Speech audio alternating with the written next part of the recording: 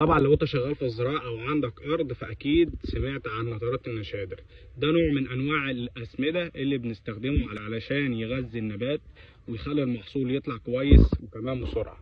نترات النشادر عباره عن خليط فيه نسبه كبيره من النيتروجين، والنيتروجين عنصر مهم جدا للنباتات، بيساعد ان الزرع يكبر واوراقه تكتر وتبقى خضراء والوانه زاهيه.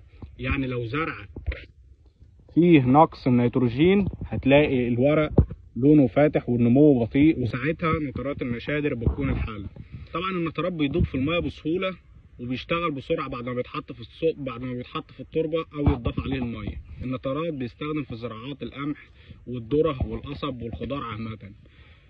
النترات برضه مناسب جدا للتربه الرمليه اللي بتبقى فقيره للعناصر الغذائيه، وبينفع برضه في مراحل النمو الاولى اللي بتساعد النبات يكون مجموع خضري قوي وكويس. طريقة استخدام النترات يا اما تدوبه في المية وتنزله مع السمادة، يا اما ترشه على وش الارض زي كده. تمام.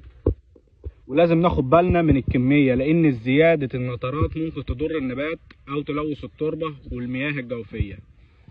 اي سماد عامة كده.